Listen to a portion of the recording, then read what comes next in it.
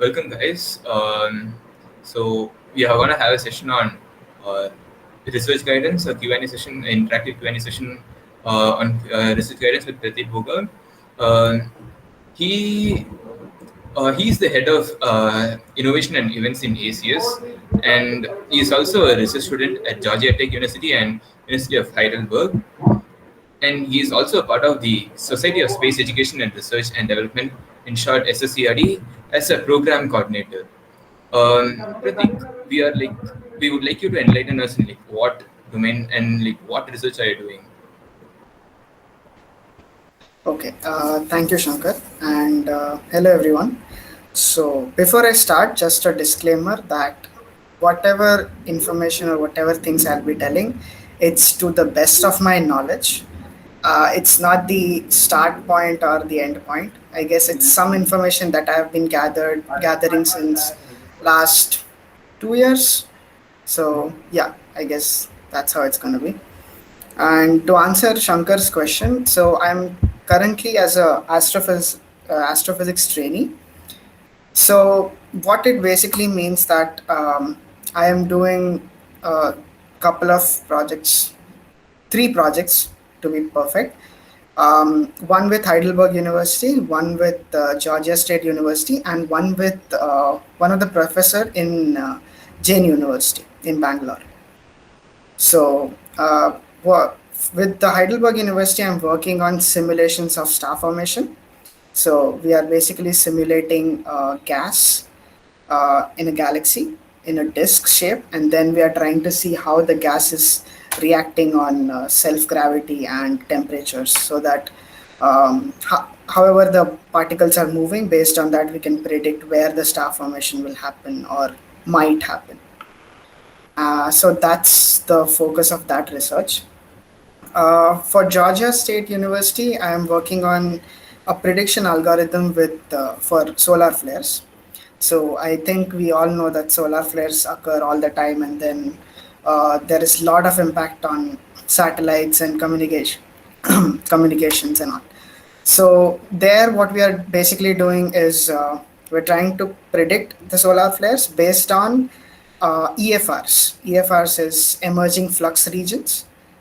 Basically, the spots on sun where the flux is suddenly increasing or suddenly spiking. So we are plotting those time series and trying to quantify that magnetic field, which gives rise to that flare. So that's that. Then for the Jain University one, we are working on the spectral energy density fitting of active galactic nuclei. So a galaxy has black hole in its center, and if that black hole is a supermassive black hole, then it's known as an AGN. And we are trying to we're trying to fit the spectral energy density of those AGNs. So it's all of them are going on, but then very slowly. So this is just the basic idea. So yeah, that's that. Thank you, Pratik. So I said is directly dive into the questions. Okay. Okay. Okay. So the first question: how would we know which path to choose and how to follow the steps of ideas into reality? Okay. Okay, cool. So basically, no one really knows what they want to do. Or, I mean, you might have one feeling towards some goal, but I am pretty sure you're not 100% sure that, okay, that's how my future is going to be. If you are, then amazing. That's really nice. But then I think I'm speaking from my experience that I wasn't like that. And based on what I know, I'd say you need to explore during your bachelor's and understand what you want to do very precisely for your master's. And once you do that, you can, in a way, pave through whatever you want to do. So, just to give an example, I was interested in astrophysics before as well, but I'm just about to finish my bachelor's in aerospace engineering. So, natural sciences engineering, quite some difference. So, in fact, this was one of my questions in my SAP interview. They were like, if you want to go for astrophysics, why are you doing engineering? So my answer was simple. I mean, everyone is confused after their 12th. So I did get some opportunities for BSc physics as well, but I don't know. At that time, my calling was more towards aerospace, so I chose that. Now, once I've explored through my coursework and of course some projects, we did a lot of projects in ACS itself, and then even last year I did a project with Srihari sir, Aditya and I. So yeah, from that I understood what aerospace is, what that kind of research is, and with some other projects with internship with SSCRD and junior research fellowship with Todd Ayers. It was like a start. It wasn't very significant research, I can say, but then it gave me an idea what research in astrophysics looks like. And at that time, I felt that okay, astrophysics is my calling. Now my goal is to understand what part of astrophysics is my calling. So all these projects that I'm talking about, they are in completely different fields. Not completely, but then they are subfields of astrophysics. So my main goal is to understand what is favorable to me and what I am more interested towards, and then I can decide what course is better for astrophysics. I mean that subject in for my masters or doctorate, whatever. So, to answer it very shortly, I think it's basically you need to explore and you need to understand what every part or what nuances of every topic is, and then go ahead with what you seem right at that point. Okay. Okay. Before I ask the next question, Yeah. if you like, if anyone is having any question or any follow-up question, please feel free to use this chat. Yeah, we'll answer it then. Yeah. Okay. So the next question is, when is a good time to start research? Is there a time that I can consider as too late to get into research? No, I can straight away tell you the answer for that. It's never late. I mean, see, um, if you're looking at research with a perspective to create career and all that, to earn money, and I mean, yeah, basically, if you want to go for mainstream research as a career, then according to society, you might feel okay, this is too late. You have to get married, you have to settle, and all that shit. But then it's never too late, frankly speaking. I mean, yeah. And what was the first part of the question? Uh, so first of all, when is a good time to start research?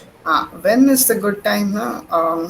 It is again very person specific question because, see, for me, I wasn't into anything else. Like, I wasn't into sports. I wasn't into hanging out with friends a lot. I'm more of introverted type of person, so I had a lot of time with my hands to kill. So I got the chance to explore, so I did. But I'm not saying you should let all those things go just to focus on research or stuff like that. I think there is no specific right time because I mean, uh, I have couple of friends who text me after knowing all this, and they ask like, okay, I'm in my fourth year. Should I start or no? Is it too late? All that. But then I tell them the same thing. It's never too late. You can start whenever you want. Okay, Prateek. Okay, so the next question is, what are the steps in research and what are the things as a newbie should I know to get involved? What software is beneficial to learn research in aerospace? Yeah. Okay, so we'll answer the aerospace part later. So, uh, okay. So, what do you have to know for research is again specific to the field that you're getting in. But then, as far as I think is, I mean, okay, I'll talk about generic research. Okay, you need a lot of patience. That's right. Like that's the top from the list. You need a lot of patience. You need a lot of perseverance. I know these are all big things to say and all, you feel that, but then it is very much required. Um, because as far as I know, like even when I started off 2 years ago, I had this weird notion in my head that research means you have to do these steps, then you get results, then you write a paper, it gets published, then you are a researcher. No, it's nothing of that sort. I am pretty sure many of you or many of us in the entire world thinks that right now, but that's not at all what research is. It's basically like an investigation. Okay, it's literally like an investigation. So you think that something is going on somewhere, then you try to see what information is present about it, then you try to form a path to your point and then to what information you gathered, then you try to quantify it, and then you move on to say that okay, this quantifying was correct for this much percentage. I'm just giving an example. So these were the things that I considered, this is what I did, and this is the results I got, and you put that in front of the science community. Now, if you guys know that, I mean, if you know the history of science, see, I'll be talking more of from a science point of view because I am in that field. So if anyone is in generic field, please don't mind. It's just I can explain through that better. So yeah, so if you know the history of science, you know that there are specific people who came up with specific formulas that revolutionized science. Uh, but the thing is, if you see, it is all a chain of events. It's nothing like suddenly Einstein got an idea and then he wrote a paper and then boom. Einstein got some ideas only because of some other work that was done before, and so on. So my point is, it is important that whatever you read, it is important to communicate to others so that the if you see the whole picture of evolution of the topic, then that makes sense. So that's how you should see research as. Then don't stress that you have to do research because it's never possible. Suppose you are doing a project and then you are like, okay, no, I have to think this, I have to get this idea. It's not going to happen. It's not our college exams that you can read up a couple of books, write an answer and come back. No, it's not possible because in research you need to think very calmly and understand all the aspects of it, and only then you get to learn. So that's what I feel. And other tools to get better research, I think that's all. Of course, you need interest, and like at the starting, you feel too overwhelmed because there are like thousands of papers on one topic, and that topic is like very specific. Okay, so if you just Google solar physics papers, there are thousands and thousands of papers on that. Now you can't obviously read all of them. So you need to understand proper procedure of research, and I think that's the first thing you should develop. And only once you do that, you can go ahead. So yeah. And what Okay. was the other question? The Other part second of part of it? the question: what software is beneficial to learn to do research in aerospace? Okay. So, frankly, I am not much of a researcher in aerospace, but as far as the projects I have done, based on that, I'd say the normal modeling softwares and ANSYS, Fluent, all that. I mean, those two are mainstream. So, yeah. Okay.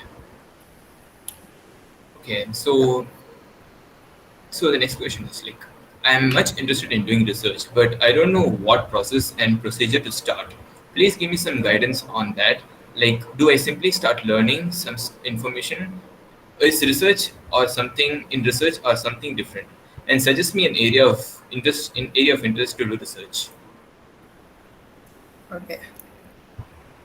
See, area of interest to do research is not what I can give you. It's your calling. You have to decide what is appealing to you, and based on that, you have to take a call. Now, as far as the process concerns, yes, I just spoke about it. In fact, so the only thing is that you should not get tired of not getting anywhere, because it feels like you're not getting anywhere, but then eventually you end up with a lot of information, and that will help you some way or the other. Just to give an example, generally the projects that we see, as far as I know, in aerospace, uh, it might be a month worth of project or 6 months or something like that. Maybe if we are building a plane, it will take maximum what, 1 month to build it, to fly it, to correct for errors, and then make it perfect. 1 month is more than enough for that. But for research, you cannot put a timeline. Years and years are poured by people, and uh, the results might not seem significant to our eyes, but then it is. So the only point is it takes a lot of time. So I think Shankar mentioned that I'm a research coordinator in SSCRD. So I have handled, I mean, not I have handled, but I have seen almost 12 batches of students. That's like more than 20 plus teams. It's a 6 week internship. And whoever comes there to do research, they expect that at the end of 6 weeks, you will be getting a paper out of it. And it's nothing to be ashamed of. I myself thought that. But then I came to realize it's not how it is. So that's why whenever we get new teams nowadays, I just be blunt and just tell them that please don't expect it, because it will be crashing your imaginations or dreams or whatever it is. So it will take a lot of time, it will take years. So yeah, and frankly speaking, it's the process is basically, as I said, you collect some information, you decide on what you're planning to do. Like you choose a field, you collect information on that field using resources.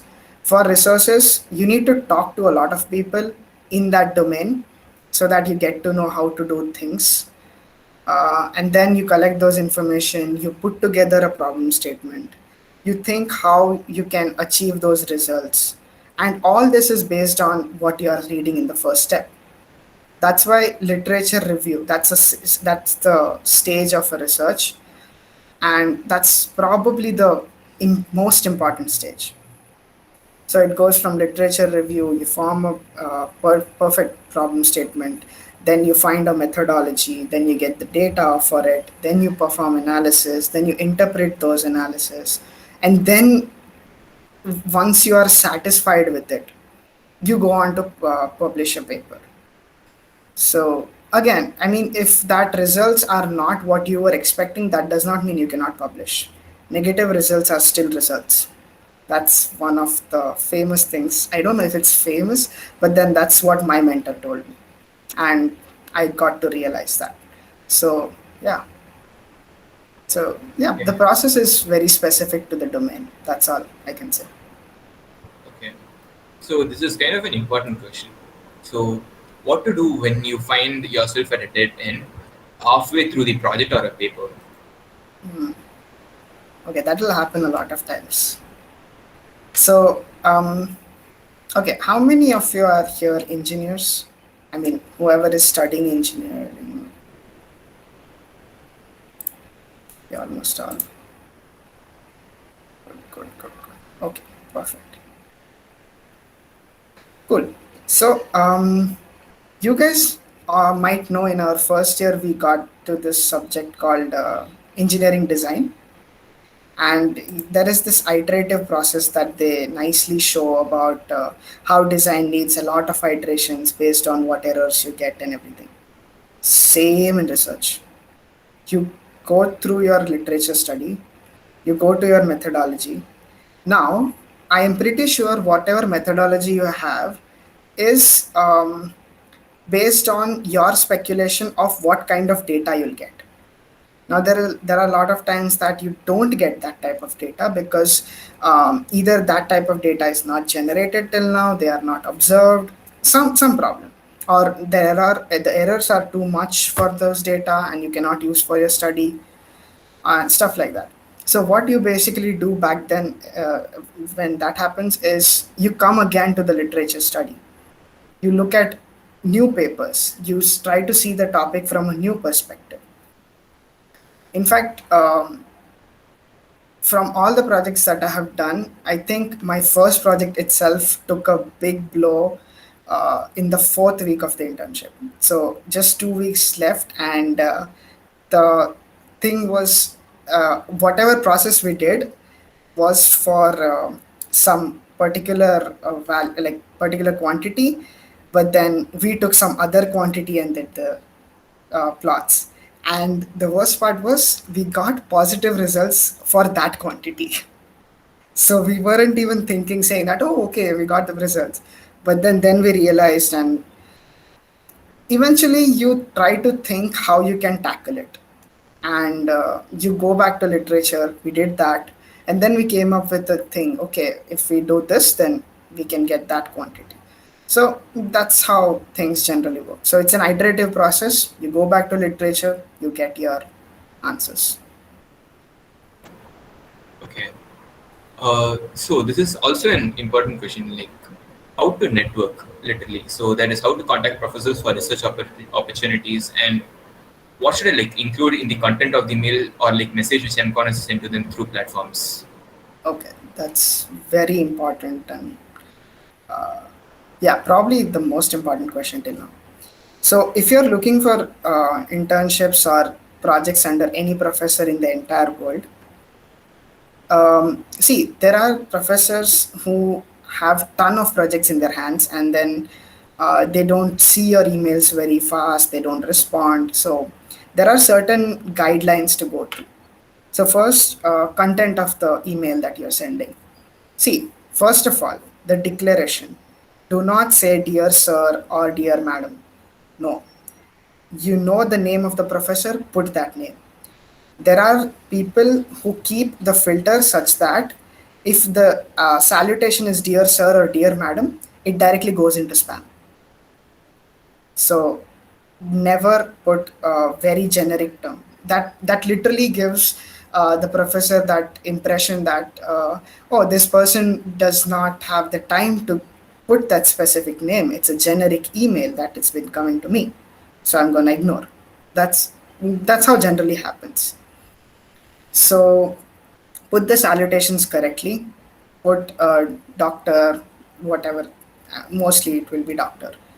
And then try to in the first line itself write what is the purpose, what are you emailing him or her for, and then if possible try to go through his what is it his previous works and try to pick up a paper, try to read through a paper, and write and quote his paper saying that I saw this paper of yours. It was very interesting, and I found that even my interest lies in this domain. So that gives the professor an impression that, okay, this guy has done some work. He's not randomly emailing people. So yeah, that's the thing. And then you go on to explain what you have done till now, what you want to do, and what skills you have, all in a very short email. So maximum 2 paragraphs, that should be quite enough. And then you attach your CV. And once you attach your CV, you tell them that, okay, I have attached my CV here, and please go through it if you feel like, and then I hope to hear from you or stuff like that. That is all generic. But then make sure these things are accurate. And which brings us to the CV itself. So how to write a CV itself is a very different thing. So all these templates we get from Google or Word, they are all good. I'm not saying not. But then once you come out of, once you understand more, try some other things like there is latex. How many of you have heard about latex? Good, 4, 5. Okay, that's nice. 6. Okay, so latex is one of the open source softwares which helps you uh, create a very good quality document. Now, what I mean by quality is basically, suppose you take a Word document, you convert it into a PDF, you zoom into one small letter, the letters will be distorted. How you do it in Paint, if you can connect. While if you do that same with Overleaf, it won't happen.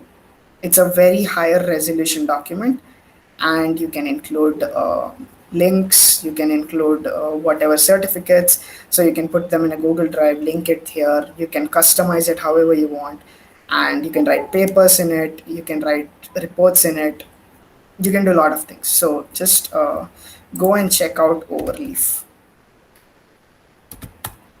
Yeah, so you, I mean, just go to the website and see what it is. Try to YouTube it. There are a ton of videos on that. There is separate site of Overleaf itself to give you guidance on how to learn it and all that.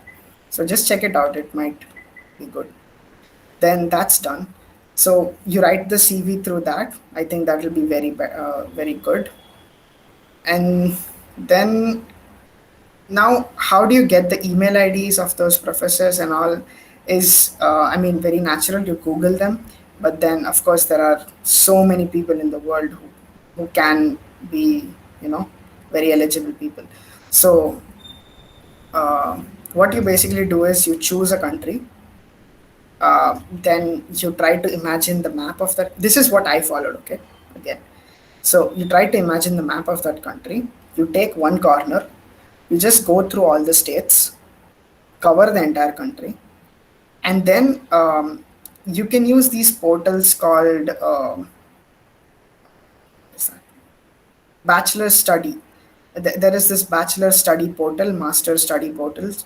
It's a study portal. The logo is something like a house, so that you should be able to find out.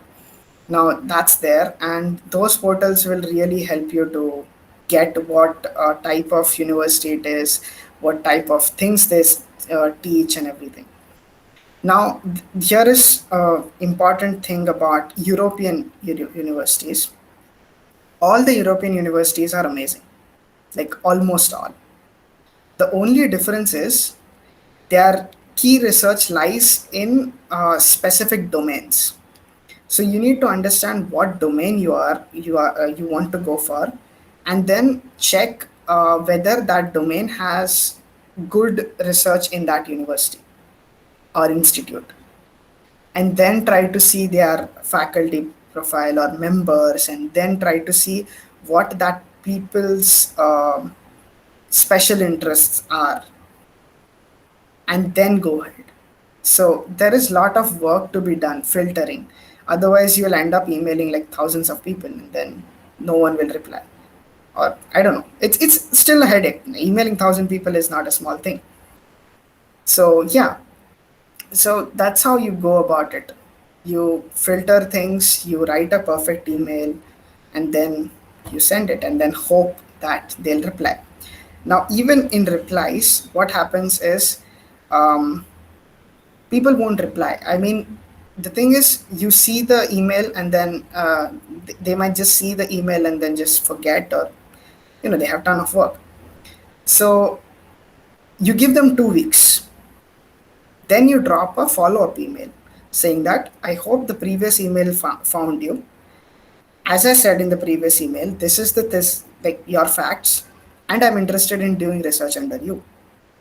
So if you please have time, uh, I'd like to have a call with you, or whatever, however you want to frame it. So that's how you go ahead.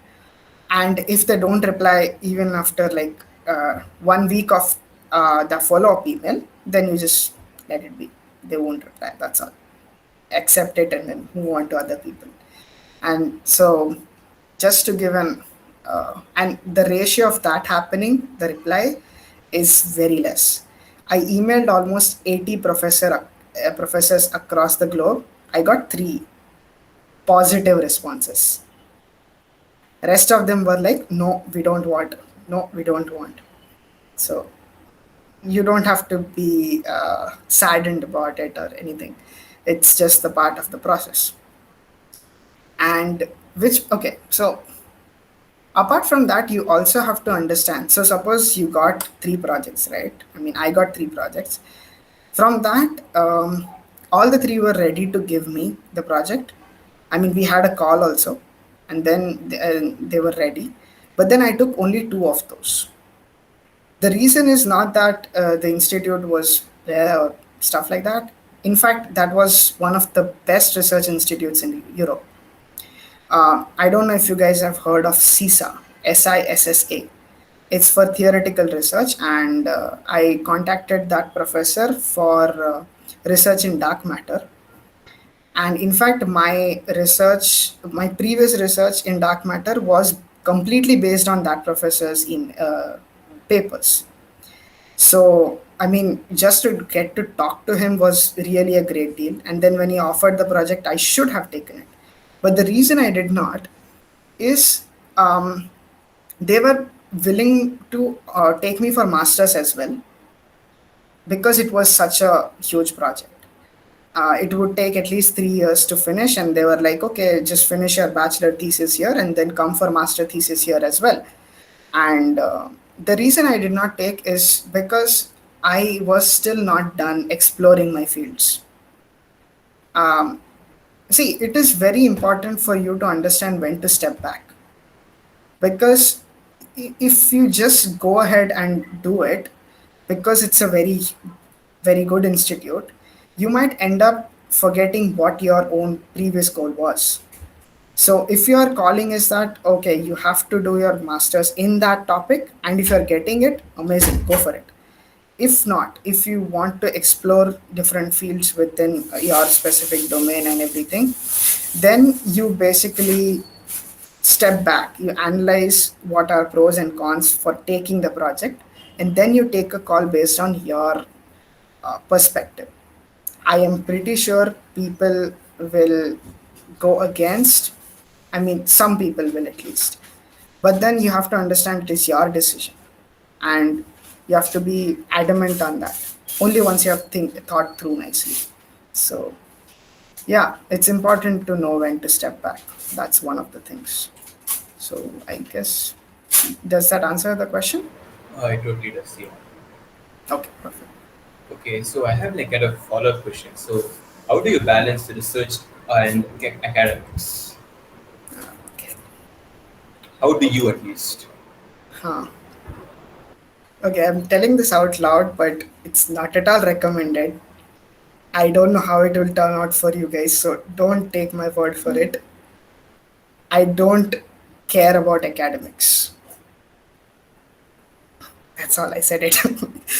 uh, I don't I don't attend classes.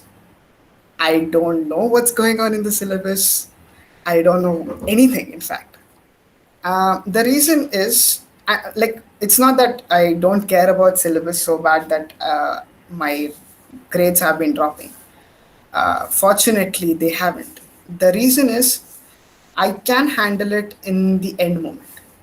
The thing is, what I did till for the last 2 years, that's like 3 semesters, is that I never used to bother about anything till the last 1 month, and then I used to allot the entire last 1 month for my academics, and the grades are fine. I mean, not that bad. So I'm like, okay, fine. And one of the good things is grades don't really matter. I mean, I know people, or in fact, our parents also say that okay, you need to get good grades to get a good college education or like masters or something. But I really feel that grades matter only to one point. So if you just check any university's master's application requirements, there will be like your CG should be more than some amount. Like generally it's 2.5 4. So that's like what, 6.5? I don't know. I'm very bad at math. So anyways, Basically, it's what, 6, 6.5, 7. Even 7 is fine. It's not very hard to get 7 just to maintain. So the point is, people don't really care about grades. They care about what type of skills you have. They care about, so suppose you are going for masters in astrophysics, and you don't know any programming language, yet you have 9.5 CGPA. I am pretty sure your application will be dominated by another candidate who has, say, 7.5 CG and then knows 3 4 languages. So again, it's very market demanding, if that's the right way to put it. Basically, focus on skills. That's all. So yeah. Yeah. Again, not at all recommended. Focus on your academics. That's my way of dealing with it. Okay, sure. Okay, so the questions which I'm going to ask are going to be more a subjective. Okay. Yeah. What should I what should I do to involve my career into the field of biotechnology research? Where can I do the research, in which institute, in which country? Where can I study my postgraduate courses? Is it better to do abroad? Okay. See, is it better to do abroad? Uh, Personally, I feel yes. It's, see, the only reason is I don't have any hatred towards India, or I'm not anti-national. Okay. The only thing is there are far more opportunities abroad, and the way of education in abroad is very different, and that's how it should be. That's all I feel. So that's why always my vote will be for abroad studies. Now, as far as like biotechnology concerns, so again, I don't know whoever asked that question is there in the meeting right now or not, but in biotechnology also there might be subfields. Like, if I am aware, there is bioinformatics, there is there are a couple of other things. This the merge between humanoids and mechatronics. What is that? I don't remember the word, but it's basically making mm, these robotic arms for people who are handicapped and stuff like that. So those also come into biotechnology and those things. So what you should understand, or what you should evaluate, is basically what the domains are, what the subdomains are. Understand what entitles in those subdomains, then try to search what type of research is happening overall, then try to narrow down on one country, and then try to narrow down on one institute or multiple institute. I think one country is the enough refining, and then you can just email everyone from that country. That should be good. But then yeah, I think, I mean, I really don't have any idea on bioinformatics specific country or specific university. But then this is the process you follow for general any topic. So I think that's my answer. Okay. Okay, so jumping on in the next question. So, how can a mechanical student explore much into aerospace? What are the basic skills and courses that will help for him to further research studies in the aerospace field from the view of a mechanical student? From the view of, Mechanical student. oh, okay. See, mechanical and aerospace are not much different. I mean, we deal with a lot of fluid motions and yeah, I mean, basically a lot of fluid motions and lot of dynamics. Whereas I think I don't know, but it's my assumption that mechanical deals with more of working of a machinery, or working on basics of how things work. So I mean, it's very whoever is studying aerospace here might know that it is very rare to get a bachelor's in aerospace in India. The reason is, I mean, whenever I was doing my 12th and then searching for BTech aerospace, most of the answers that I got from Quora or any other sources like Reddit and everything is that go for bachelor's in mechanical and then do master's in aerospace. So that's the generic notion, and I don't think there is anything wrong with it. And in fact, doing mechanical and moving ahead to aerospace might give you an edge in aerospace domain because you know how core of the machinery works. So it's like a advanced step that you're taking. So how to do it is again the same process. It's nothing new. And what softwares and everything, again it's the same. I think even mechanical uses CAD, ANSYS, all those. So I think it's the same. And another way of understanding whether you want to go for aerospace or not is basically do a project. That's the easiest way to understand whether you want to go for it or not.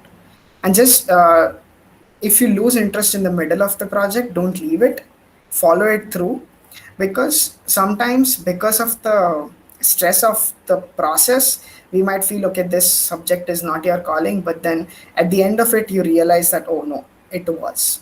So that shift might happen. So follow the project through, finish the project, then you decide whether this was in your interest or not. So Okay, that answers the question actually. Okay, so another question which is like subjective. So, Shankar, one second. yes, I just I just remembered one of the points for that emailing people for internships or things. One of the tricks that I used is suppose you are emailing US, then email the professor during the time when they are asleep. So it's like suppose it's 5 a.m. in US right now. Email it now, so that as soon as they wake up, your email is on the top, and there is higher chances of him or her seeing your email. So it's not at all proven. I don't know. It's just what I think might work, and yeah, that's all. It's just a trick that I used. I just wanted to share. okay, sure. Thanks. Okay, so I'll continue the question. Yeah, please. So I am in ECE department and I want to do research on something related to space, like black hole, galaxies, etc. In what way can I approach astronauts field research from ECE core, become a researcher or a scientist in ISR? Okay. You want me to read the question again? No, I'm just trying to frame the answer. Okay. So the question says that that person is interested in doing research on black holes and things like that.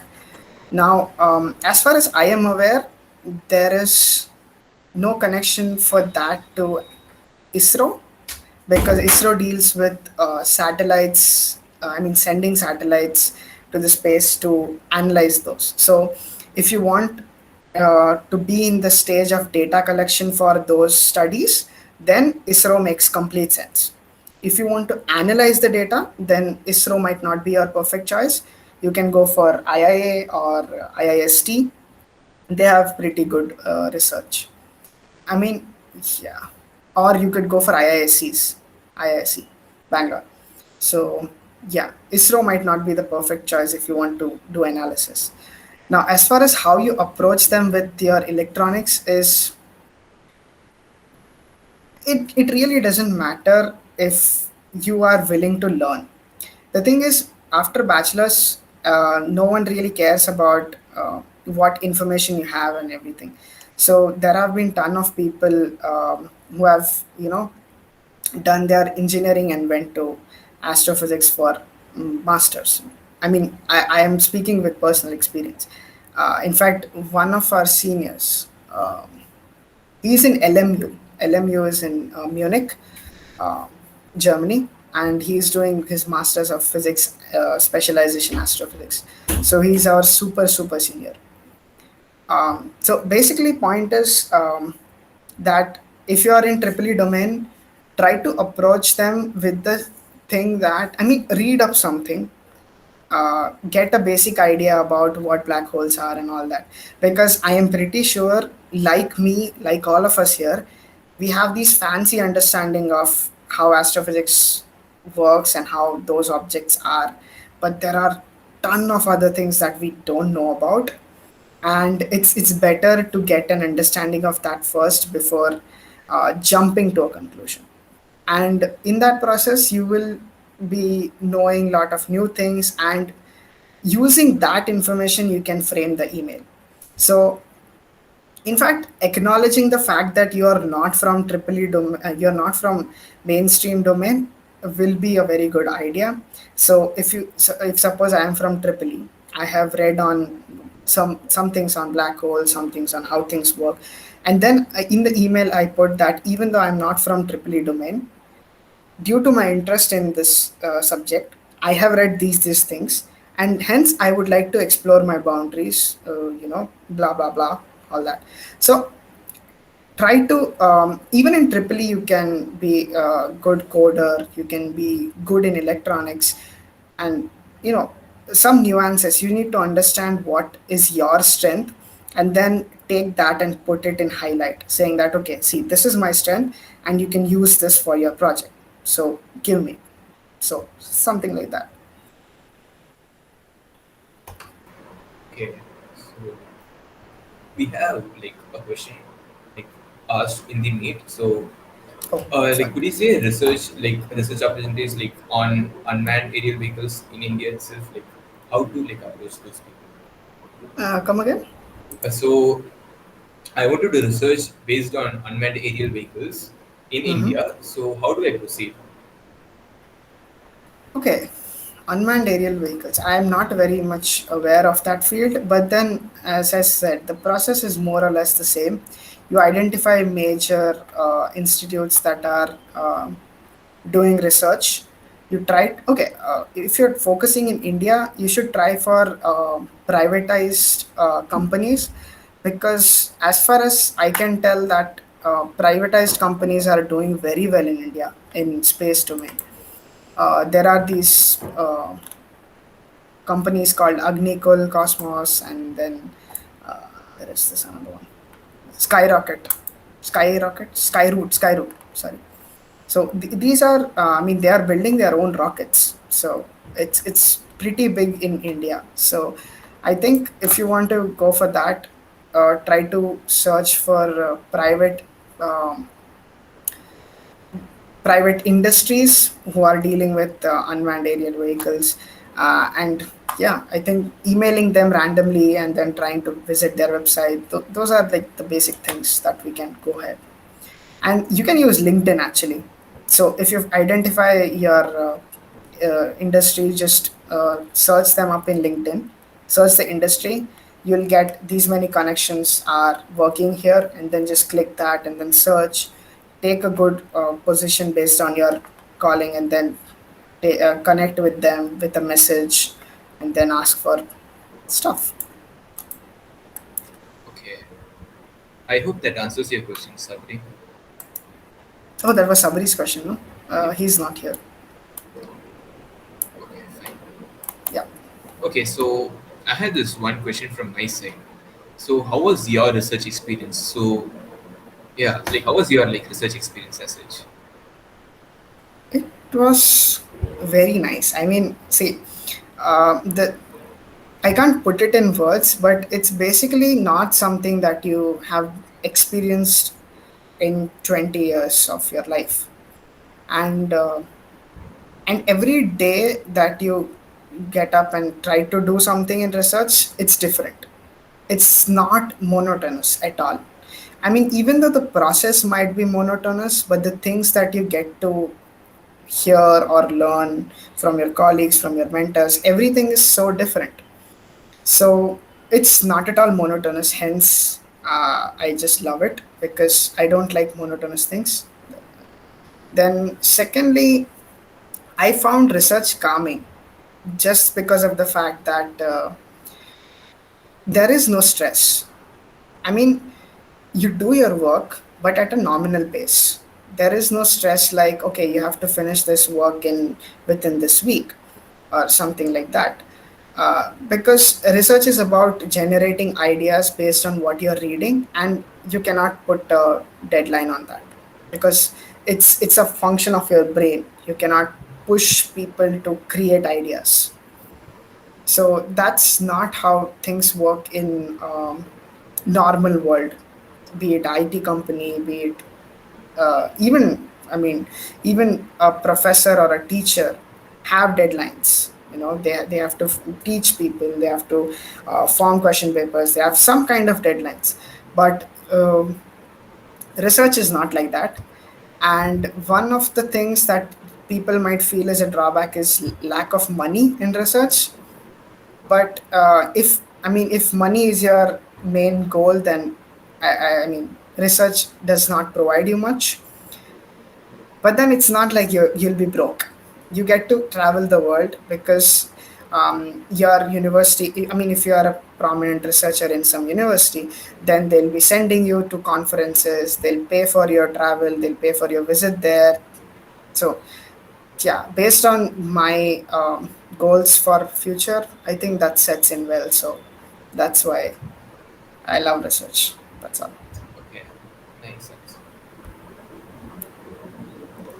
Okay, so we have one question from chat. So, Mhm. what are your motives for your first research? Okay. Motives. See, my main motive was to understand what it is, frankly speaking. Um, when I started the internship at SSCRD, that was the first time I was made aware about what research is. Because, like most of us, we have this, as I said, we have this fancy notion about things. And that's how I went. And then our mentor taught us that this is now how things work, this is how things work. And frankly speaking, okay, this is a very, I don't know, striking fact, I guess. I didn't even know what papers are. I didn't know what journal publications are before I started the internship. So I didn't even know they existed. That's how it was. I didn't know coding. I didn't know anything. But then the main motive of starting off was to understand what they are. And that's why during these internships, some people text saying that, okay, I don't know, I don't have any skills. Um, and the only answer that I give them is, if you don't know, just learn from your colleagues. And now I know Python only because I got to learn from the people I'm around, and then searching and then texting them furiously that, okay, help me with this and stuff like that. And luckily I got very good friends, so they don't be like, okay, don't bother me. They help nicely. And then yeah, I got to learn from that. So my main motive was to learn new things and new softwares. And within the span of 2 years, I was able to learn at least seven new things. Seven new things which I was completely unaware of. So there is MATLAB, Mathematica. I was able to learn Blender, Unity Engine, and all that. So that wasn't part of research, but then we took part in this NASA space apps. I don't know if you are aware of it, but yeah, you should check it out. It's pretty cool. So it's basically a yearly thing where they conduct some, they give some problem statements, and then you have to come out with innovative way of helping people understand something. So ours was on something on Mars, and understanding how what I mean, it was something like, how would you educate people in the best way about Mars? And so we were like, okay, the best thing that people want to do is play. And then we created a game on Mars. So we literally designed the terrain, we designed astronauts, and then we made him walk through the terrain. And we had rovers, we had hubs there, and stuff like that. So it's still half done, but then we hope to finish it. I don't know. Let's see. So that's how you learn. I mean, you just take up something and then you just make sure you finish it, and then you know new things. So yeah, my main motive wasn't to be a perfect person in research. I think no one will ever be, because research is such vast domain that you always have something to learn. So yeah. I Okay. hope that answers, Nitisha. Cool. Okay. So you have been like quoting the organization SSCRD a lot throughout the meeting. Okay. So could you say like what as an organization they, or like what are they? Okay, so basically it's edutech in a way. I don't know what their legal status is, but basically they focus on space education across different age groups. So they mostly focus on schools because that's where we don't have any notion about space or anything. We just see movies and we think that, oh, astronaut is cool and that stuff like that. But then what space is, how people are, advancing in space, all that. That's what SSCRD does. And it also focuses on helping, students with jobs in a way, opportunities, internship experiences, basically knowledge about how to do research and everything. So I mean, I'm just saying this from what I know because there are multiple things that happens in SSCRD which I don't. So this is just my side of the story. Um, I think why it is very effective, or at least I feel it is effective, is because Nikita and Sujay, they are the chairman and CEO of SSCRD. They created SSCRD when they were bachelor students.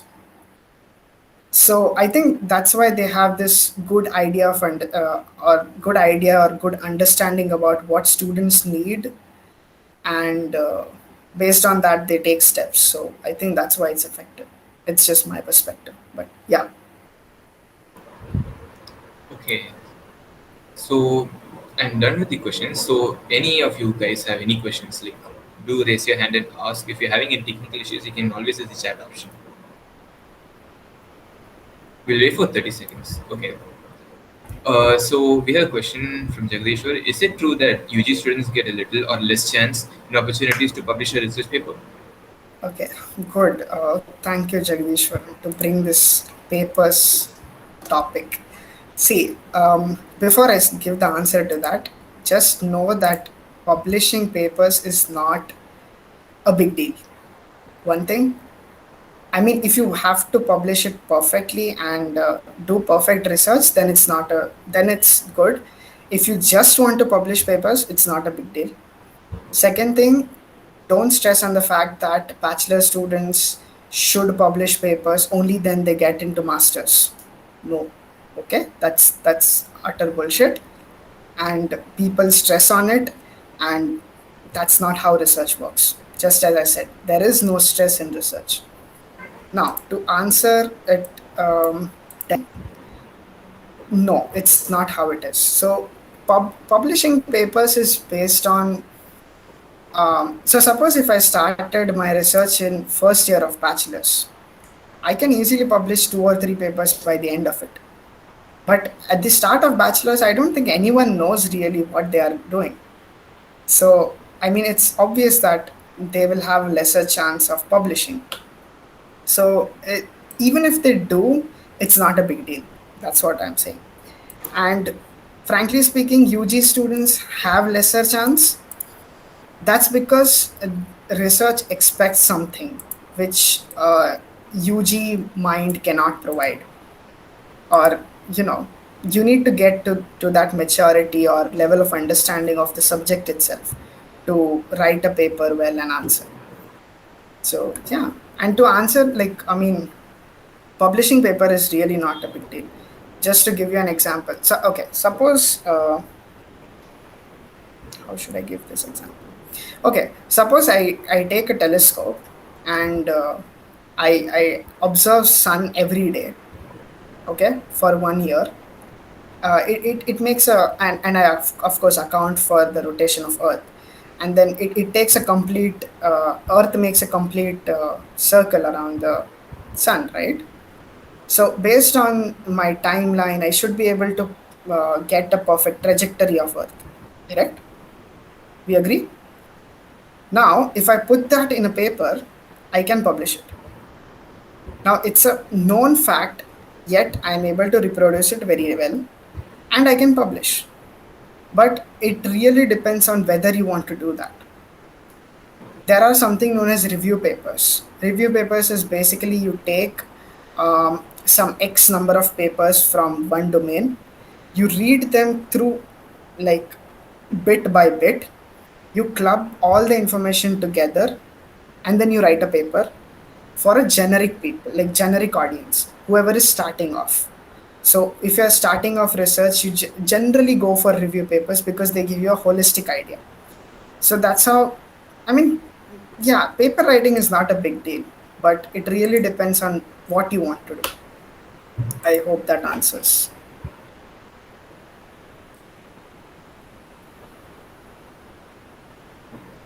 Did you get your answers, Jagdish? Any follow up question? Okay, perfect. So, any of you all have any questions? Let's wait for 30 seconds. Yeah, sure.